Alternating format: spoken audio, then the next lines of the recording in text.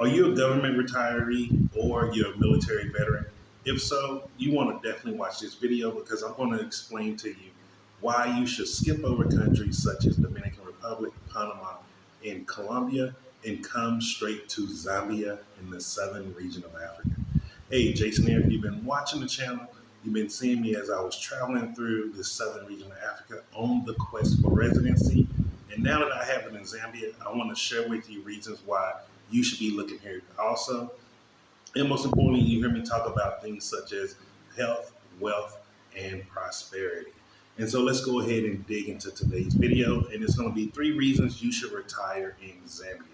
Zambia is a country in the southern region of Africa. It borders, I believe, 8 more countries. I don't have my map here with me that shows me. But it's countries such as Botswana, Zimbabwe, Angola, Malawi, Mozambique, actually, which I didn't know until I looked at my map, and a few other countries. And so let's go ahead and get into it. And the first thing is, Zambia is not a country that I consider a nationalist country.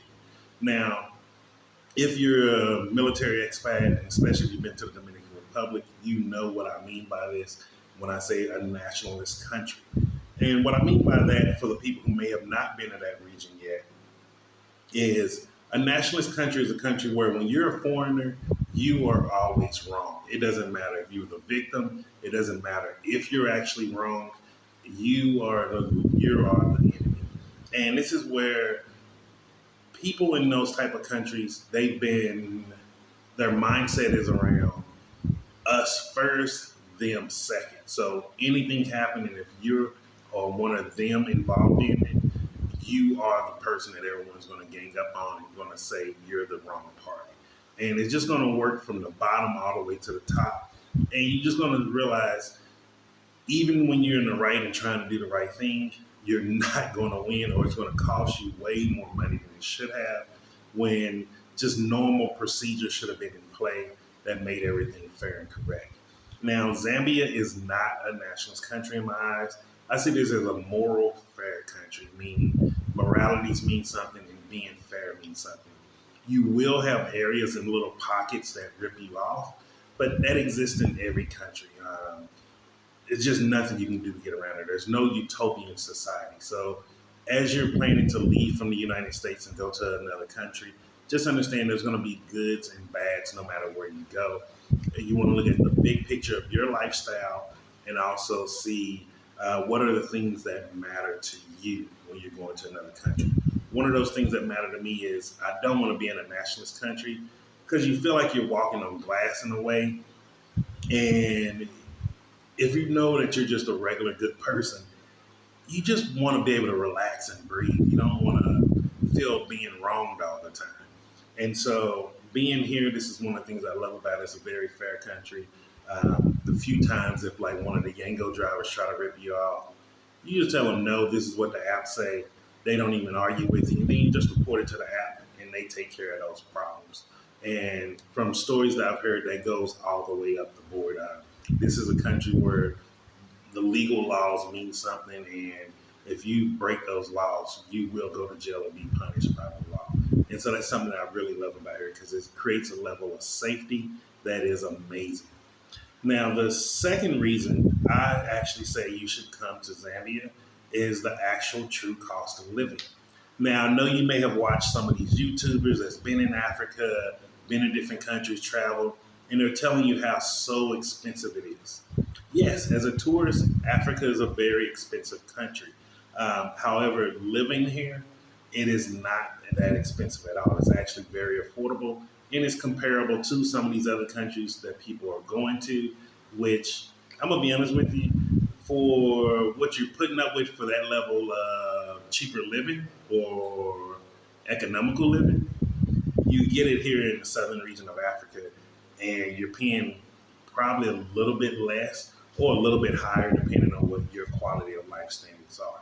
And I'm going to even share with you how much I'm paying in the place that I'm at right now. And you let me know in the comments, like, if you feel like that's a fair price for the level of safety that I feel here. And so most of the American bloggers, they mean well and they're trying to really show off Africa. However, it's expensive, man. If you're not set into a country where you're having paying the real housing rates, not what you're seeing online through Airbnb, Booking.com, or just what's advertised towards tourists as itself. Hotels and stuff are expensive. Guest houses are expensive, especially if you want a nice one. And if you're trying to come here, you want to be in a nice place, so you're going to be paying a lot more money. And the thing about it is, it's not like they're saying this to you to give you a false perception of Africa and the different African countries. What it is it's hard to get residency in some of these countries. I've been trying for the last 2 years. If you've been seeing my channel, you saw me going through South Africa. You saw me going through Botswana, and it was very difficult to get residency. Actually, I got really lucky and found and stumbled. Let me not even say found. I stumbled across the residency retirement permit here in Zambia, and that's what made me start looking at Zambia. And when I saw it was a real thing, I was like, okay, I got to go for this. And as soon as I hit the ground December 17th, I went hunting to do everything I need to do to start getting a residency retirement permit.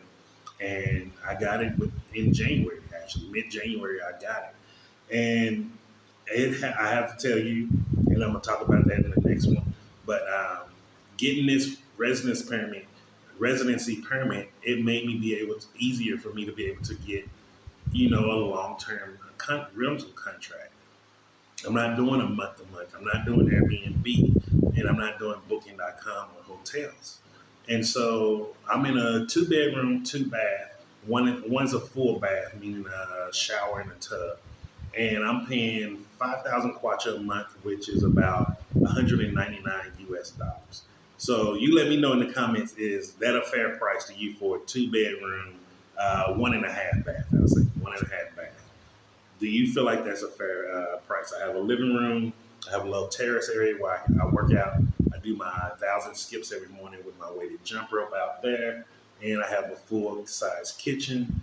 And right here is a little backyard area where there's a little wash basin outside to wash out the mops and things like that. And I have a rack to hang laundry if I wash laundry. All of that's for 199 bucks. Oh, plus a parking spot out front too if I have a car. So you tell me, what do you think about that? It's only 4 different flats on this compound. We have a electric gate. I haven't had any water issues. I have hot water. All I have to do is cut my geyser on. And that's it. And I pay 199 US dollars for this. So let me know, do you feel like this is a fair price? Or do you feel like I'm overpaying? It's not the thousands of dollars you hear a lot of people say, especially the vloggers when they're here temporary. And even when I was in South Africa, even though I had to leave every 90 days because I was border running, which kind of made it very uncomfortable. Like, you never really felt stable there because every 90 days go fast in South Africa because there's always something to do to keep you busy, entertained. There's always events going on there. And so I was still paying just 500 US dollars there for a bachelor flat on the 17th floor, which I thought to be in a big city, the size of comparable to New York City. I thought that was a very reasonable price. Honestly, I felt like I was underpaying for the view that I was getting along. But being here now in Zambia, I'm paying 199 US dollars for a 2-bedroom, 1.5 bath flat. And it's nice. So far, I haven't had any problems with it. Any repair issues that need to be done, the owner's been on top of that, doing it. And any little things, I just do it myself. Not do it myself, but pay someone to do it. And so just really wanted to explain that. And that just goes hand in hand with, like, the cost of living is very, very affordable. And if you're coming here with a government pension or a retired military pension, you're going to be living a good life here. I would say for just living alone, and this is one of the reasons why I didn't like talking about my personal budget for the last few years while being in Africa, because I wasn't in the country. Like, I had to leave. And so there was like added expenses within my budget of having to leave every 90 days. And I'm paying for my place in South Africa, and I was paying for wherever I was at in a hotel or guest house. So like it was not a real accurate cost. And now I can really give you a real accurate cost. I pay 199 US dollars a month for my living. Um, Let me just give you a little cost of living breakdown. For my electricity, I'm paying about 200 to 250 kwacha, which is roughly about 10 US dollars at the max. So that's a month, 10 US dollars a month. My people in Texas, tell me if you ever been able to pay 10 US dollars a month for electricity, whether it was summertime or winter. I know I never was able to. And so that's my electric bill. The water is included with the rent. So I don't have a water bill. And trash and all of that is included with the rent also. So I don't even see the trash bill and things like that. And for Yango, I set aside about 200 US dollars a month. Now, that may sound expensive. However, that's compare that to Uber wherever you are in the United States. How much would Uber be if you were Ubering everywhere? I mean, every single where, multiple times a day, sometimes a month, and you will see that 200 US dollars isn't much at all. And so I do plan on getting a car here over time, but I'm gonna save up for that, which will probably cost about 3,000 US dollars to get a good car. And I'm gonna probably do that at the end of the year. That's something I'm not in a rush for, and I'd rather save up the money to do that instead of taking a big chunk and paying for that out of pocket. And so that's why I say the cost of living here is very good. And if you're coming here with a government pension or a retired military pension, you're going to be living a very good life here. And you can budget up to 12, 15, or even higher thousand kwacha a month. The highest that I had budgeted for was about 800 US dollars, which is a lot of money on this side. If you're putting that just into housing. The reason why I didn't go that high is, well, one, here they do 3 months up front. I just don't like that. I don't feel comfortable giving people that much money up front. And that money's not sitting in a collection burn account, which means that money, you'll make interest off of it. So because they don't do those things, I wasn't comfortable paying that much. But if your family size is bigger, just know there are higher levels of you can go with the government pension and still live very comfortable. So just to let you know that. And the other thing is with the reason why I didn't go to 800, it was just too big of a place for me. I was looking at some places 4, 5 bedrooms, and it was just too big. So I'd rather do this, pay $199 a month, and then I'm going to actually start looking for plots this weekend. Actually, I'm going to go look at some plots, and I want to start building my own little tiny home. So that way I can have a tiny home, put a little pool on there, a jacuzzi or something, and have my own little oasis. And also, that's going to be the stepping projects of the business that I'm going to start building here also, which will be coming out this year. So make sure you stay tuned to the channel where you see all of those different adventures. Me going through my first tiny home build. I'm going to show you the good and the bad of it. It's going to be, I'm pretty sure there's going to be more good than bad because I'm being cautious. And remember, going back to, it's not a nationalist country. So if someone do something illegal here, all you need is the copy of their NRC. You report them to the police, and legal matters, the high court will start its process. So I'm not even worried about that. I'm going to do my due diligence still. But you will start seeing me doing my first build for my own tiny home, and then I will start unveiling the company that I'm actually going to start creating here, which is, I'm really excited for it, man. It's a lot coming. And for the people who know that I've talked to personally, you know what's coming up. And then that goes back into the third thing of the simple visa process here. This is one of the simplest visas here. If you're coming with a government pension or retired military, you just need to bring your paperwork. Bring your paperwork showing what your pension is. You just need a certified copy of that, so your original copy of it. Or if you're a VA veteran, the VA one that they send you each and every year at the beginning of the year that shows you what your benefits are. or you can actually go on e-benefits itself. Man, my leg falling asleep. Whew, those 1,000 skips been, your boy legs are feeling it, man. But it's been fun really doing it. But back to what I was saying with the VA, go to e-benefits and just print off your benefit summary, and that will be just suffice to get your residence permit here. On top of that, you'll need, of course, certified copy of your passport. You have to do that here in the country, and you can get that done behind immigration. And I believe it costs you 15 once you're there if you go there and do that. And then on top of that, you'll need 2 passport photos. You can get them taken in the U.S. However, I would advise you just to go to the print shop here at Manda Hill Mall. And if you don't remember any of this, just shoot me a message on the bottom of this, and I'll let you know. And let me know which part of it that you need me to remind you of. You will go to Manda Hill Mall. There's an actual digital print shop there on the outside. You will go get it done there. They will email it. They can email you the copy of the passport photos and give you the physical. Because doing the visa process here, everything has to be done online, which is a beautiful thing.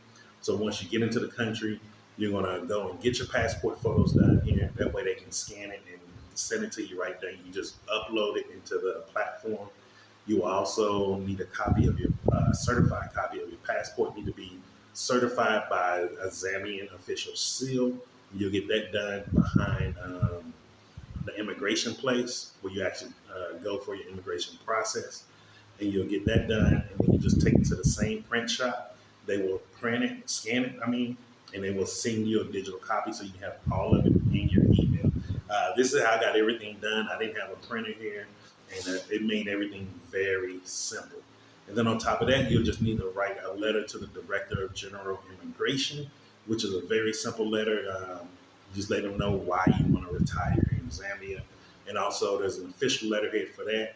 If you need to see what that official letterhead address is, just like I say, just leave a comment down below and I will put that in the comments for you. And on top of that, let me see if there's anything else you will need. That's all. If you already have a lease, if you find a place to live and have a lease agreement, when you get here, you can upload that also. But that's all you really need are just those things, which is a passport photo. You'll need a scan and a digital copy. You'll need a certified copy of your passport, cover page with your picture and everything, and the entry stamp. You'll need a picture of your entry stamp coming into Zambia. So this is why you want to do all these things here in the country. And then you'll need a copy uploaded of your actual benefits, whatever your proof of your pension or military pension is, government pension or military pension. This is why I'm speaking to you all, because it's the simplest process for you in Africa. You bypass South Africa, bypass Botswana, bypass the other countries. You can come straight here to Zambia, do this yourself, and everything's done online. And it's the simplest retirement visa process. As long as you have all of those things in there correctly and uploaded, you will be good to go. And so I just wanted to share that with you. Hope this gave you some value. Let me know what your biggest takeaway was from this video here in the comments. And just remember this, I'm Jason, and success is simple once you know how.